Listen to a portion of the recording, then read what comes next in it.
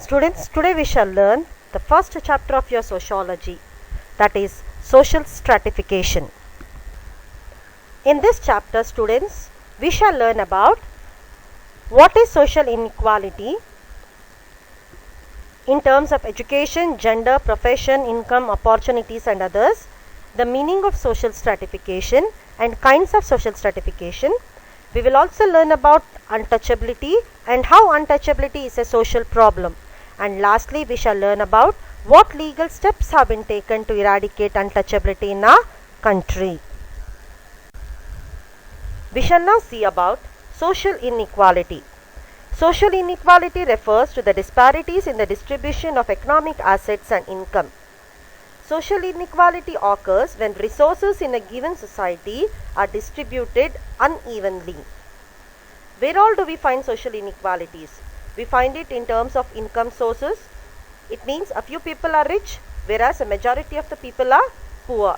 In terms of education and professional opportunities, there are only a few selected people who have access to better educational facilities and who get professional or employment opportunities, whereas there are a large number of people who don't have access to basic education and even employment opportunities.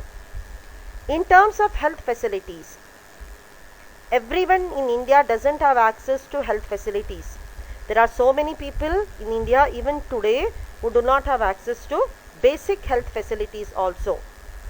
Then political representation and participation. There are many people in India who wish to participate in politics and represent a few political parties, but all are not given opportunities. Only a few selected people are given opportunities to participate in political sphere. This means that the social inequality is the result of already present unequal social opportunities. There is continued by providing unequal access to materials, resources, income, opportunities, recognition and status. This means that in our country, everyone is not provided equal opportunities in terms of financial distribution, that is income distribution, resource distribution, opportunities, recognition and status. For example, by neglecting the social service sectors like public health system, public education and social security, the life of the poor is made difficult. Already there is so much of social inequality in our country, but when basic necessities like food, clothing, shelter, health, education and social security are not improved or are not given importance, at that time the poor will continue to become poor and the wealth will be continued to be amassed by a few people. All these reasons have led to so much of social inequality in our country. We shall now see about education and inequality. We might have heard what Nelson Mandela had said. Education is the most powerful weapon which we can use to change the world. Education is the key to eliminate gender inequality, to reduce poverty, to create a sustainable planet. Education is a special structure that brings in equal opportunities, openings and social justice in human life. This means that the government should provide equal opportunities to all the children. The social justice aspect of education can be seen in the directive policies and the preamble of the Constitution of India. Students, all of you might be knowing the preamble of the Constitution of India.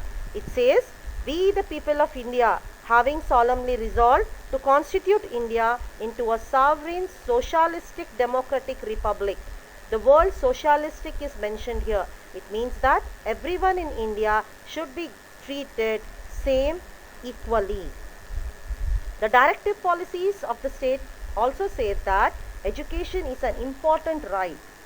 You might be knowing the directive principles of state policy aim to create social and economic conditions under which the citizens can lead a good life.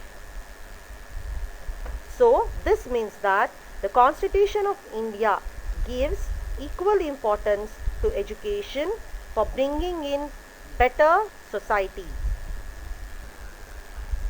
Our Constitution has made several provisions for education. Article 39 said that providing social justice and people's welfare is the duty of the state government. Article 21A says free and compulsory education to all children between 6 and 14 years is a fundamental right of the children. Article 45 says all children under 14 years should be provided with free and compulsory education. Article 19 says the right to speak and the right to express one's own opinion is the fundamental right.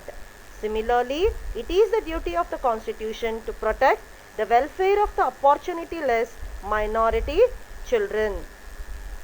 Article 29 provides for the protection of cultural rights of the minorities. Article 30 provides for the establishment of minority educational institutions. Article 46 clearly expresses that it is the duty of the government to support the educational interests of the scheduled castes and scheduled tribes. Our Constitution has framed a number of provisions for improving education in our country and to make education easily accessible to all the strata of the society. The Supreme Court's decision to understand the right to leave of Article 21 from education perspective is an important one. By declaring school education as the basic right, the Supreme Court redefined the efforts to provide education. Through this decision, it provided a new hope for the children. As per this decision, all the citizens of the country have the basic right for education. This is part of right to live. Students, Article 21 emphasizes on the right to live for every citizen of this country.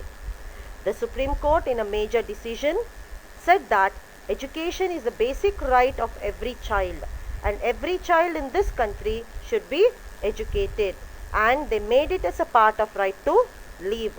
This important decision brought in a lot of change in the educational scenario of this country, especially through the implementation of right to education, or what we commonly call it as RTE. But the opportunities for unequal opportunities in education are on the rise due to various legal issues. There is also a rise in inequality due to differential economic standard in access to education. Still, the efforts to eradicate unequal opportunities in the field of education are on with the help of constitutional provisions. This means that though the government has been taking so much of efforts, has been implemented so many rules and regulations to make education accessible to all, yet in India there are so many people who don't have access to education. This is because of unequal distribution of wealth and different local problems. Yet efforts to eradicate unequal opportunities in terms of education are continuing with the help of constitutional provisions which are being framed in our country from time to time. We shall now see what is gender inequality. Gender inequality is an evil that plagues the society in India even today. This is the main reason for the discrimination faced by girls and women in our country. Gender inequality in India refers to health, education, economic and political inequalities between men and women in our society. In reality, our social perspectives are interdependent. It means one person's thoughts are influenced by others' thoughts. Such influences on an individual are maybe due to the thoughts of the family members or from the neighbors. Hence, the motivational issues supporting education of a boy or a girl has more in the social sphere of human life. There is more gender-based inequality in access to school education, food and health facilities. Though the scenario is slowly changing today, yet in many parts of our country, girl child and women are not given equal opportunities in family or be it in society. According to the National Family Health Survey conducted in 2015-16, Rural women of Karnataka have a body mass index of 24.3, whereas the urban women have 16.2. This means that women have lesser body mass index compared to men. This shows inequality in terms of access to basic food and nutritious food. In this scenario, the development should include the food and nutrition security to women and children. Through this, one should try to overcome the gender-based discrimination in terms of having access to nutritious food. Our constitution has also done a number of provisions for women in India. The principle of gender equality is enshrined in the Indian Constitution in its preamble, fundamental rights, fundamental duties and directive principles of state policy. The Constitution not only grants equality to women but also empowers the state to adopt measures of positive discrimination in favor of women. A number of articles of our Constitution, mainly Article 14, 15, 15.3, 16, 39A, B, C and 42 of the Constitution give importance to equality of women. We shall now see about social stratification. The human society has continued the practice of classifying people or dividing people as superior, inferior or upper and lower and assigning them or giving them differential roles and status. This method of dividing people into different strata and then assigning different roles and status in the society is called as social stratification. Human society from earlier times has the practice of dividing people as upper class people or lower class people or as superior and inferior, and each group was given a different role based on their caste or on their color or on their occupation. This method of dividing people into different groups and then giving them different roles or status and position in the society is called as social stratification. We shall now see the features of social stratification. This division of people into different groups has got certain features. Now we shall see what are those features. The first feature of social stratification is that it is social in nature. The stratification or division is based on social recognition and importance, but not on any physical traits. For example, a person's status is not fixed on physical traits like height, beauty and strength, but it is based on his education, income, profession, skill and other social traits. You might have seen in a society how people are divided or how people are usually identified. We call them like rich people or poor. We say that well educated or uneducated. But nowhere we say that beautiful people and ugly people or tall people and short people. Social stratification is not done on the basis of physical traits like height, beauty and strength, but instead it is based on education, income, profession, skill and other social traits. The second feature of social stratification is universal. It means that it is there everywhere. It is not only restricted to a particular geographical area. Wherever human society has existed, everywhere social stratification or division of people has been existing. The social stratification is universal. Wherever human society exists, social stratification exists based on division of labor, profession, income and other social traits. So, social stratification is universal. It has existed in all parts of the world. The third feature of social stratification is ancient. This division of people into different groups or classes is not something which has taken place in modern society. It is there from ancient times. In fact, it is there right from time when man was a nomad. The social stratification is in existence since the birth of human society. Social stratification is found in nomadic society as well as modern civilized society. Right from earlier times like the Indus Valley civilization, the Egyptian civilization, the Chinese civilization, the Roman civilization, almost all the ancient civilizations and the ancient societies of the world They had social stratification. The fourth feature of social stratification is social stratification exists in different ways. It exists in different names in different areas.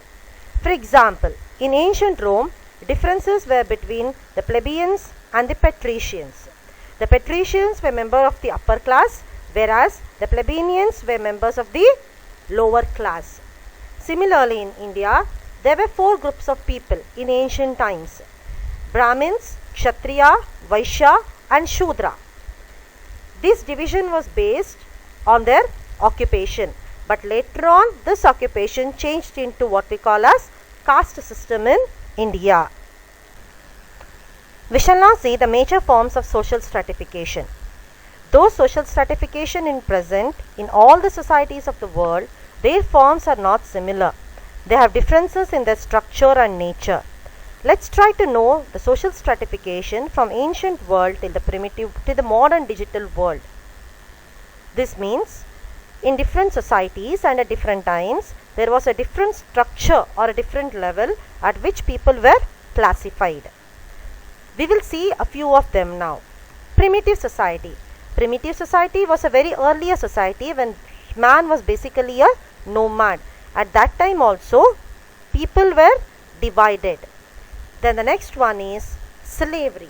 Slavery existed in almost all the civilizations. Slavery had economic basis. In slavery, every slave had a master to whom he was subjected. The master's power over the slave was unlimited. The next one is estate system. The estate system prevailed in medieval European times. This system provided another system of social stratification which gave much emphasis to birth as well as wealth and possession. The next one is Varna system. The Varna system took place in India during the later Vedic stage. People were classified based on their occupation. This occupation slowly turned into caste system. For example, those who were warriors or those who fought for the kingdom were known as Kshatriyas. This was based on their occupation, but later on it became into a caste, and right now caste system is prevalent in India.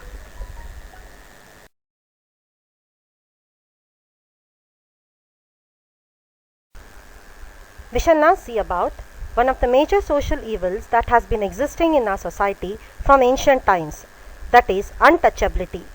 In the beginning, the Varna system was present in the Indian society. It was believed that it started during the Vedic period. The term Varna contextually means color, race. Four Varna system is a system of social division and it finds its mention in the Manusmriti. It is said that it is based on karma theory. Karma theory means that our actions in the present world reflects our life in the next future world. According to the Varna system, there were four major Varnas. There were the Brahmanas, whose major occupation was to study, to teach and to participate in the yajnas and others. The next category were the Kshatriyas. The Kshatriyas were political administrators. Then came the Vaishyas. They mainly dealt with business. They were merchants and landowners. And then came the Shudras. The Shudras were manual laborers.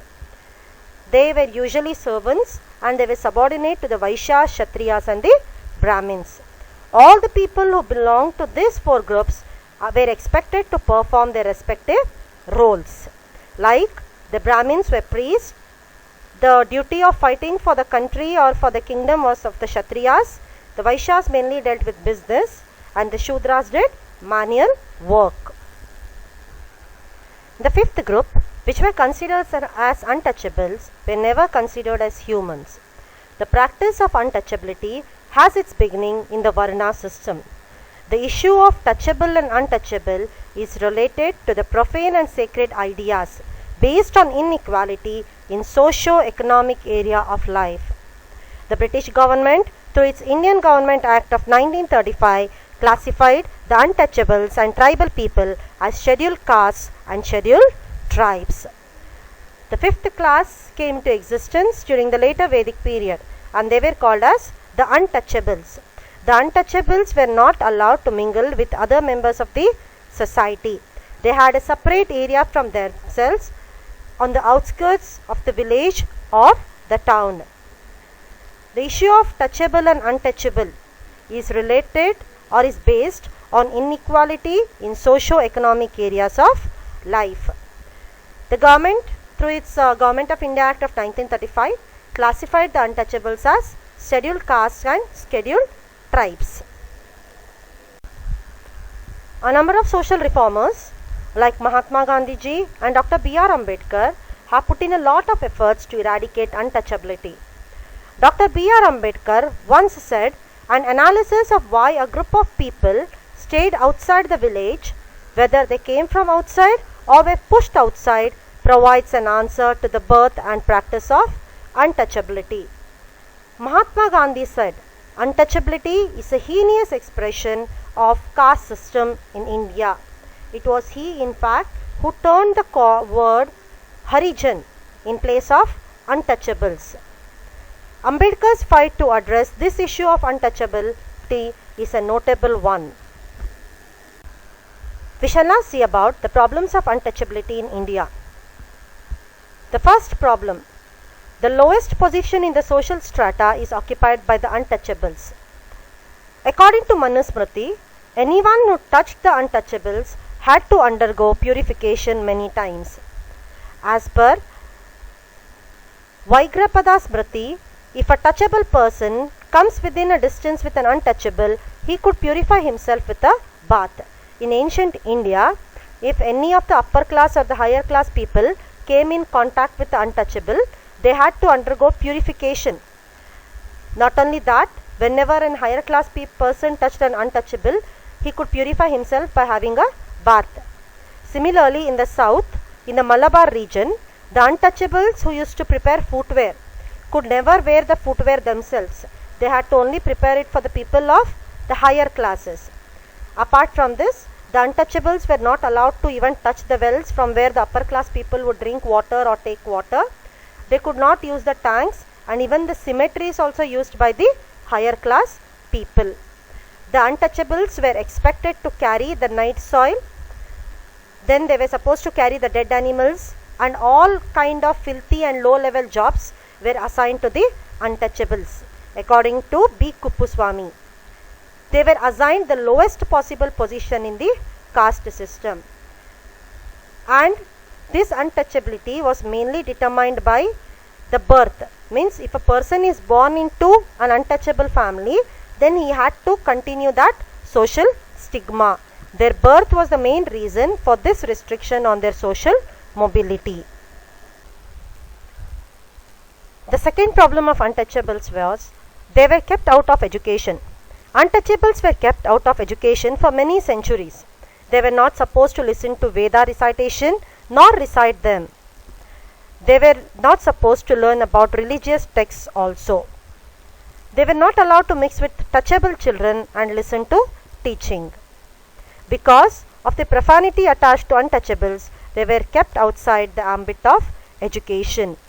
From ancient times, the untouchables were always kept away from education.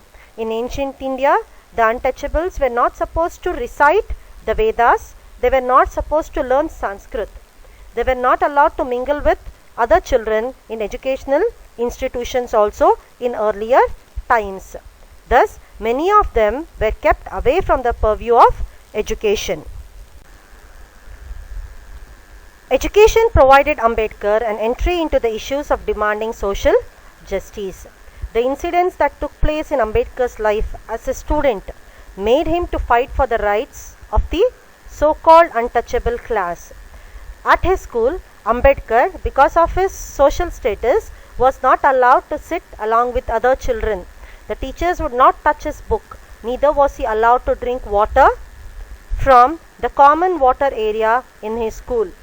All this had a huge impact on the mind of Ambedkar, and it was thus he decided to fight for the rights and the upliftment of the untouchables. It is a very important development in the Indian context. In a democracy, individuals have the right to decide on their personal issues. All should have the skill to think logically and act. Hence, Ambedkar fought hard to make people realize the importance of education. Having realized the importance of education in individuals' life, Ambedkar argued in favor of education as a public property. Due to such revolutionary ideas and thoughts, Ambedkar could come up with more provisions and directives in the draft version of the Constitution of India. It was thus education that empowered Ambedkar to fight for the rights of the untouchables, and because of which, when he drafted the Constitution of India, he came up with a number of provisions and directives to safeguard the untouchables, and thus he is rightly called as the chief architect of the Indian Constitution. The next problem of untouchability is denial of property rights. Traditionally, the untouchables were not allowed to own any property and were only expected to serve their masters. Citing the denial of such right in the Dharma Shastras, the untouchables were denied property rights. In ancient India, the untouchables were not allowed to own any property. They only had to serve as servants to the masters. This denial of property rights is inhuman and also violates the basic human rights also. The next problem of untouchability is denial of political participation of rights. In the traditional political system, untouchables were not allowed to participate. During the British rule, the untouchables got few political rights. In ancient India, the untouchables were not allowed to participate in any political system. However, during the British rule, the system changed and a few untouchables got political rights, but not many. However, it was due to the efforts of Dr. B.R. Ambedkar, the untouchables could get opportunities in political and administrative areas. After the independence, reservation was brought to effect in electoral constituencies for scheduled castes and tribes. The Indian Constitution provides commitment for the eradication of untouchability, which itself is unique in the world history. Our constitution is very important from this angle. In the earlier ancient India, untouchables were not allowed to participate in political issues. However, as time passed after independence, due to the efforts of Dr. B.R. Ambedkar and others, our constitution has guaranteed political rights for the untouchables also, especially in terms of reservation in electoral constituencies for scheduled caste and tribes. The effort that the Indian Constitution has put in eradication of untouchability is very unique in the entire world. From this point of view, our Constitution is very special. We shall now see the legal measures to eradicate untouchability. Untouchability as a social problem has still remained in spite of efforts from leaders like Jyotiba Phule, Dr. Ambedkar, Gandhiji and many others. It has remained alive in the Indian society. Hence, many legal provisions have been brought to eradicate untouchability. We shall now see our constitutional provisions that have helped in the eradication of untouchability. Article 17 of the Indian Constitution prohibits untouchability. The Government of India has implemented Untouchability Crime Act in 1955. Civil Rights Protection Act was implemented in 1976 with necessary changes to the Act of 1995. According to this act, practicing untouchability is a crime. The Constitution of India has made practicing untouchability as a crime. Universal rights to vote and participate in election has also been provided. Earlier, the untouchables were not provided neither the right to vote nor participate in elections. But after independence, the Constitution of our country has given universal rights to vote and participate to the untouchables also. Moreover, reservation has been given in the field of education and employment for scheduled castes and tribes, scheduled along with backward classes. The Act of 1989 has given some specific responsibilities for the government in the eradication of untouchability. Like this, Independent India has taken special interest in providing equality to all. All these measures that have been given in the Constitution and which have been framed from time to time have helped us to bring in better social equality in our country. With this, your chapter completes.